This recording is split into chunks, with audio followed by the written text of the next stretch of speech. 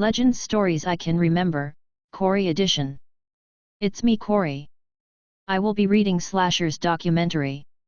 I will start now. This will be an ongoing completion of any and every memories, stories, references, or events of or related to legends that I can remember.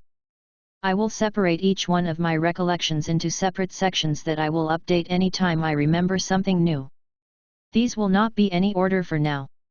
All of these memories, stories, events, and references will be from a observer's point of view. This story here is from Slasher's point of view. Let's begin. Pre-Legends. Before I get into memories of the Legends story, let me start with my memory of learning of the series. So, before I really knew much about Legends being a thing, Lightning would tell me a little about his adventures of Legends while we played two-player Bubble Bobble Plus on the Wii. It was always interesting to talk about while playing, and we did so many times. Eventually he told me he had a cool sidekick. He wouldn't tell me their name but gave me a vague description and told me to try and guess who it was. The description mentioned someone who was a really big fan of racing and was a racer. I couldn't figure out who, and he gave no more hints for a while. So this leads me to memory 0 of Legends. He told me a Legends story. I heard Vanellope voice but still didn't know who she was. I figured out she was female though. It's vague, but the story was something about Vanellope asking him to come to one of her races, and they talked about Steak and Shake, I believe.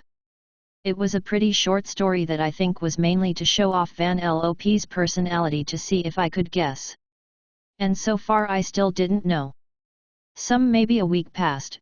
I was playing one-player Bubble Bobble while thinking hard who Lightning's sidekick could be. When suddenly the light bulb snapped right on, and it all came on me like an instant revolution.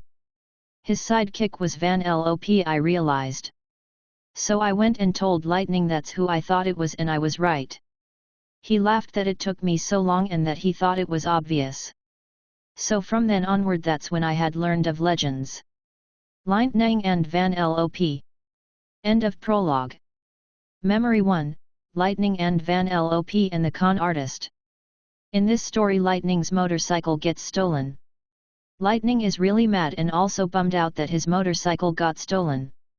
Vanellope tries to cheer him up and help him out. So him and Vanellope go seek a new vehicle. That's when a suspicious salesman appears with a new car lot in town ready to sell vehicles to them. Lightning and Vanellope decide to hear him out, although they can tell he seems suspicious. He runs around the car lot showing them run-down cars and such, trying to talk them up to seem very good. Which they say no to all. He then offers them a huge on-the-run moving box truck for a suspiciously cheap price. Vanellope asked him what the heck on the run was, and he said it was a one-of-a-kind. They reject everything he has and are ready to leave. He begs them to stay and buy a vehicle from him. They stay a little longer, and that's when the police show up and reveal that he is a big-time con artist and that the on-the-run moving truck was actually a stolen vehicle. And the con man has been ironically on the run since he stole it. They find out he is the one who stole Lightning's motorcycle too.